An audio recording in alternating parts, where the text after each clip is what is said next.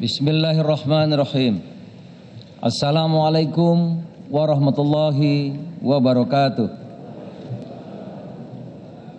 Selamat pagi, salam sejahtera untuk kita semua.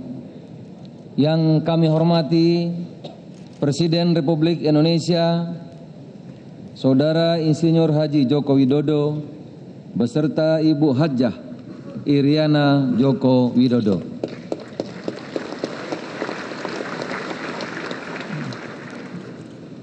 Wakil Presiden Republik Indonesia, Saudara Dr. Andes Haji Muhammad Yusuf Kalla, beserta Ibu Hajjah Mufidah Yusuf Kalla.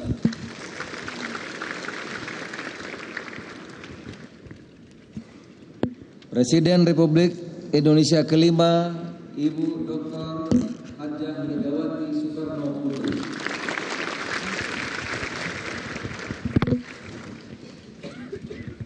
Wakil Presiden Republik Indonesia ke-6, Bapak Jenderal TNI Tri Sutrisno.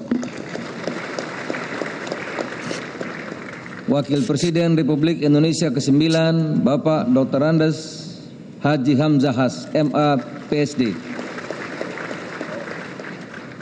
Ketua Dewan Perwakilan Rakyat, Saudara Haji Bambang Susatyo SE, MBA. Ketua Dewan Perwakilan Daerah, Saudara Dr. Osman Sabta, yang juga sekaligus Wakil Ketua MPR.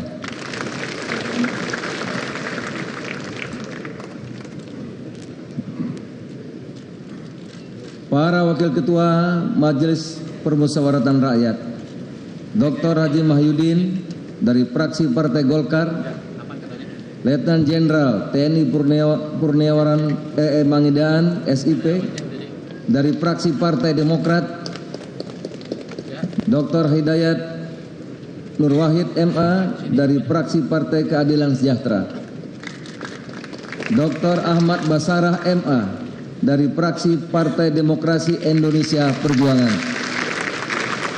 Haji Ahmad Muzani dari fraksi Partai Gerindra, Dr. Haji Ahmad Muhaimin Iskandar MSI dari fraksi Partai Kebangkitan Bangsa, Ketua Badan Pemeriksa Keuangan, Saudara Profesor Dr. Murmahadi Surya Janegara, CPA CA, yang juga barusan menerima Bintang Mahaputra, kami ucapkan selamat.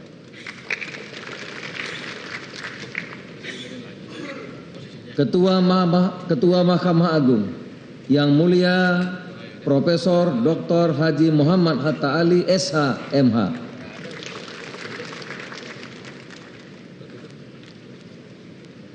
Ketua Mahkamah Konstitusi yang mulia Dr. Anwar Usman SH MH. Ketua Komisi Yudisial Saudara Dr. Haji Jaja Ahmad Jayus SH MHum.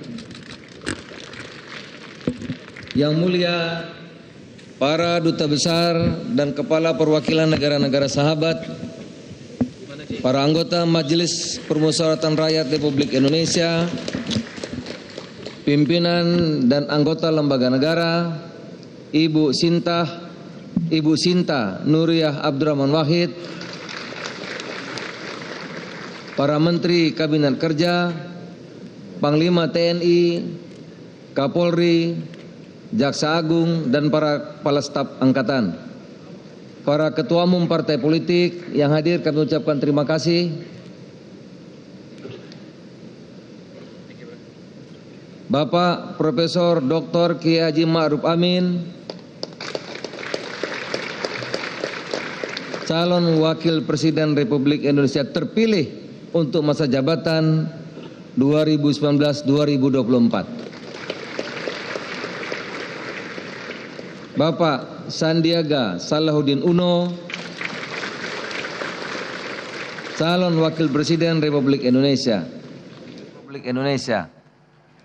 Pimpinan dan anggota Lembaga Pengkajian MPR, Pak Elektronik Dalam dan Luar Negeri, para tamu undangan, para teladan, dan seluruh rakyat Indonesia yang berbahagia.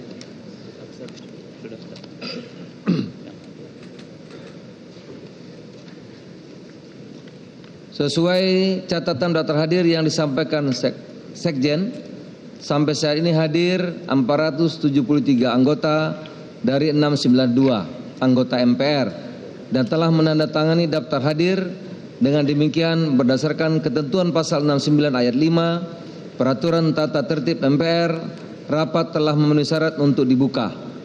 Dengan mengucap Bismillahirrahmanirrahim, sidang paripurna MPR tahun 2019 dengan agenda pidato Presiden Republik Indonesia pada sidang tahunan MPR kami buka dan dinyatakan terbuka untuk umum.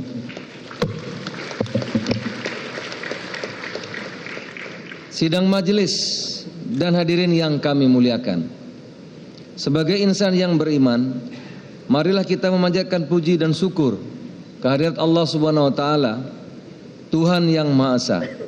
Karena atas limpahan rahmat dan karunia-Nya, kita semua diberikan kekuatan dan kesehatan untuk menjalankan tugas konstitusional kita masing-masing, mengabdi kepada masyarakat, bangsa dan negara.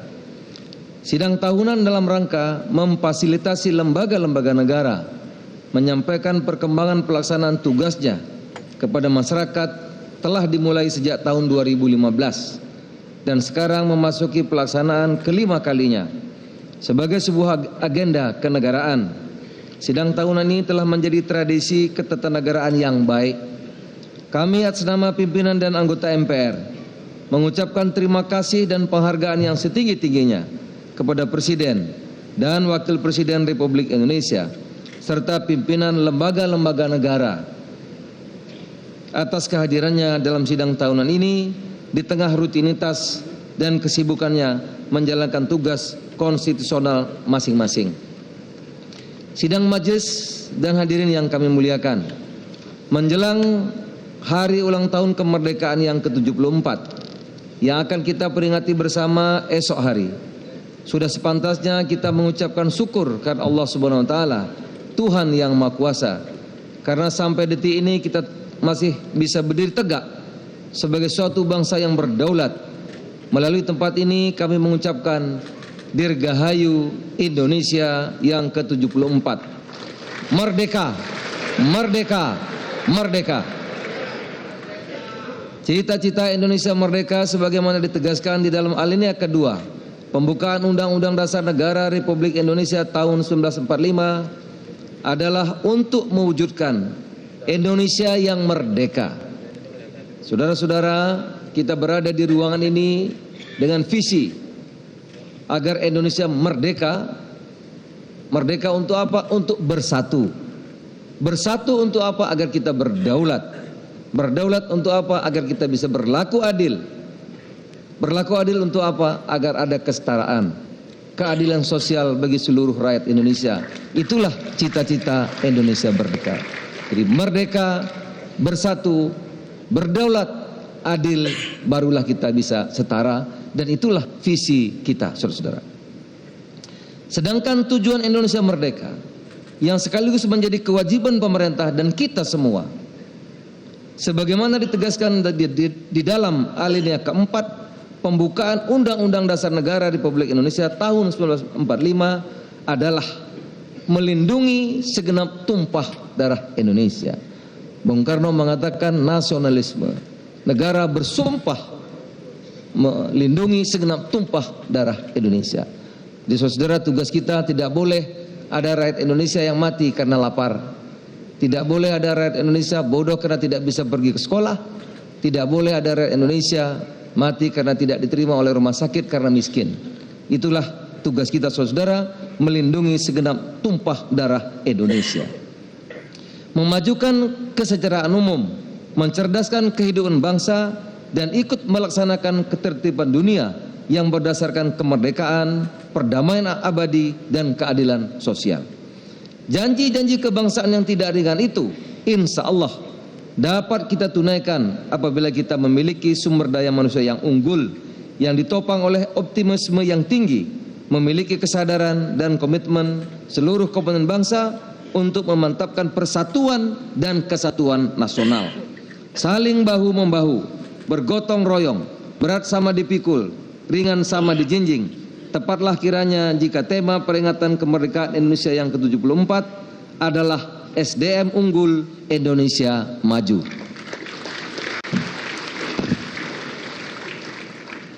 Sidang majelis dan hadirin yang kami muliakan, MPR adalah lembaga negara, lembaga demokrasi, lembaga permusyawaratan yang menjalankan mandat rakyat berdasarkan konstitusi. Wewenang yang dimandatkan sungguhlah mulia karena terkait pengaturan hukum dasar negara, yaitu mengubah dan menetapkan undang-undang dasar, sehingga MPR disebut sebagai lembaga negara yang memiliki kewenangan tertinggi. Pemberian kewenangan tersebut sejalan dengan ruh yang disematkan ke dalam MPR, yaitu ruh kedaulatan rakyat. Spirit inilah yang kemudian dituangkan dalam visi MPR sebagai rumah kebangsaan, pengawal ideologi dan kedaulatan rakyat.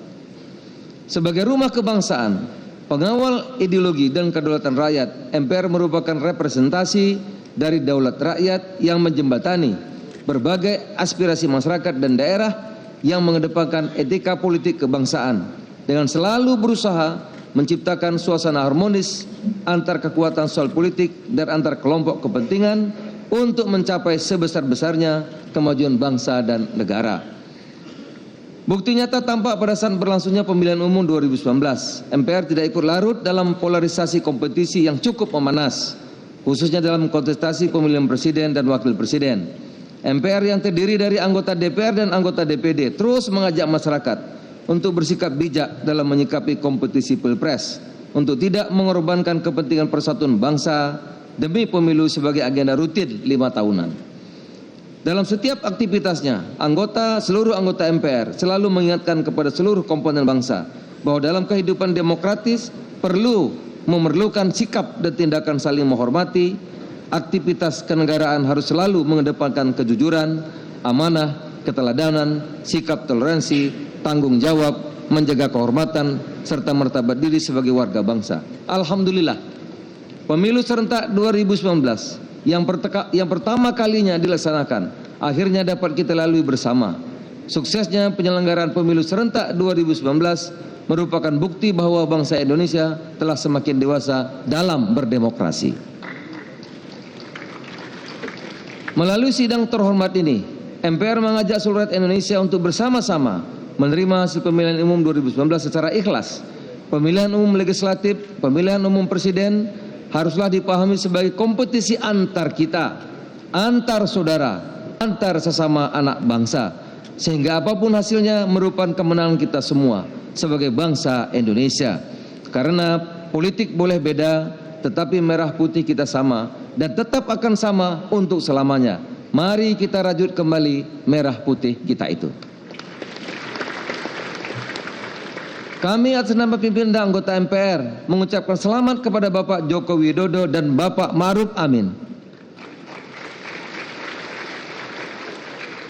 yang telah terpilih sebagai Presiden dan Wakil Presiden periode 2019-2024. Kepada Bapak Prabowo Subianto dan Bapak Sandiaga Uno, kami mengucapkan terima kasih atas sikap kenegarawanan yang telah Bapak tunjukkan selama ini.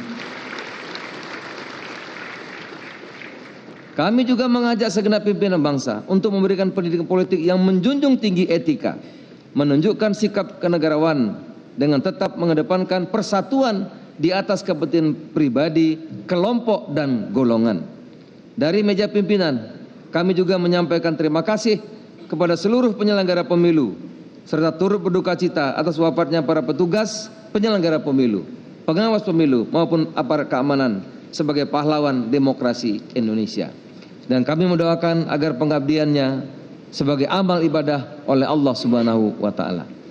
Sidang majelis dan hadirin yang kami muliakan, MPR sebagai lembaga permusyawaratan rakyat yang mengemban visi sebagai rumah kebangsaan, pengawal ideologi, kedaulatan rakyat, diberikan mandat khusus oleh Undang-Undang tentang MPR, DPR, DPD, dan DPRD untuk memasyarakatkan Pancasila, Undang-Undang Dasar Negara Republik Indonesia tahun 1945, Negara Kesatuan Republik Indonesia, Bhinneka Tunggal Ika, dan ketetapan MPR. Mengkaji sistem ketatanegaraan, Undang-Undang Dasar Negara Republik Indonesia tahun 1945, serta pelaksanaannya, dan menyerap aspirasi masyarakat, daerah, dan lembaga negara berkaitan dengan pelaksanaan Undang-Undang Dasar Negara Republik Indonesia tahun 1945. MPR mengambil peran sebagai lembaga pengawal ideologi bangsa karena terjadi de-ideologisasi Pancasila pasca reformasi. Proses de-ideologi tersebut bisa dilihat dari bagaimana nilai-nilai luhur yang terkandung dalam sila-sila Pancasila kian hari terus tergerus dalam fenomena globalisasi.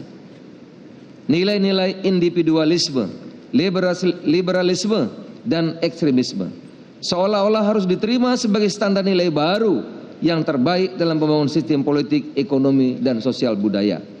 Bentuk de-ideologis Pancasila tersebut antara lain dengan dicabutnya P4. Dulu ada P4, Pedoman Penghayatan dan Pengawalan Pancasila, dan dihapuskannya BP7, Badan Pembina Pendidikan Pelaksanaan Pedoman Penghayatan dan Pengawalan Pancasila. Terakhir dilakukan juga pengasuhan mata pelajaran Pancasila dari mata pelajaran pokok di sekolah-sekolah dan perguruan tinggi. Situasi ini terus berlangsung tanpa ada konsep atau strategi baru sebagai pengganti pola P4 atau BP7 terkait dengan pemantapan ideologi bangsa oleh pemerintah. Guna menjawab berbagai ancaman dan tantangan yang dihadapi bangsa Indonesia, MPR terus melakukan upaya pemantapan mental dan ideologi bangsa melalui kegiatan sosialisasi 4 pilar berbangsa bernegara yang kemudian diubah menjadi sosialisasi 4 pilar MPR. Alhamdulillah, dalam perkembangannya pemerintah telah membentuk suatu badan khusus bernama Badan Pembinaan Ideologi Pancasila atau BPIP berdasarkan Peraturan Presiden Nomor 7 Tahun 2018.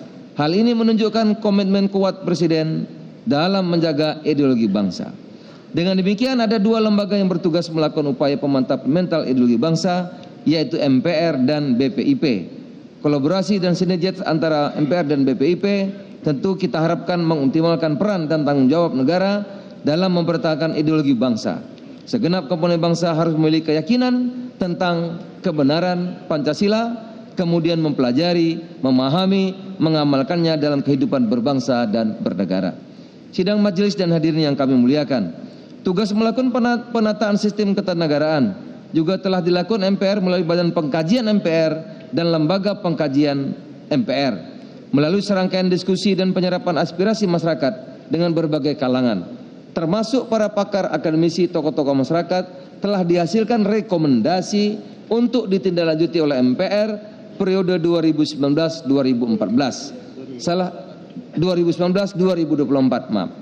Salah satu rekomendasi yang telah mendapatkan kesepakatan bersama adalah perlunya perencanaan pembangunan nasional model GBHN melalui perubahan terbatas. Sekali lagi, melalui perubahan terbatas. Jadi perubahan terbatas terhadap Undang-Undang Dasar Negara Republik Indonesia tahun 45. Alasan utama perlu sistem perencanaan pembangunan nasional model GBHN mengingat negara seluas dan sebesar Indonesia memerlukan haluan sebagai pemandu arah pelaksanaan pembangunan nasional yang berkesinambungan. Haluan ini maksud disusun secara demokratis, berbasis kedaulatan rakyat, disertai landasan hukum yang kuat. Haluan itu menjadi peta jalan bagi seluruh komponen bangsa, termasuk lembaga negara, untuk mencapai cita-cita dan tujuan nasional, sebagaimana diamanatkan dalam pembukaan Undang-Undang Dasar Negara Republik Indonesia tahun 1945. Sidang majelis dan hadirin yang kami muliakan, khusus mengenai pelaksanaan sosialisasi 4 pilar, MPR berpendapat perlu dijaga keberlanjutannya agar keterpaparan masyarakat yang semakin luas bisa kita hentikan. Serta masyarakat terus-menerus meyakini nilai-nilai yang terkandung dalam 4 pilar untuk dijadikan pedoman dalam kehidupan berbangsa dan bernegara. Pancasila menjadi perilaku kita berbangsa bernegara. Pancasila menjadi perilaku kita, menjadi perilaku seluruh warga bangsa. Bahkan kedepannya kerjasama yang selama ini telah dilakukan antara MPR dan Badan Pembinaan Ideologi Pancasila untuk melakukan pembudayaan Pancasila di segala lapisan masyarakat perlu untuk semakin diperkuat.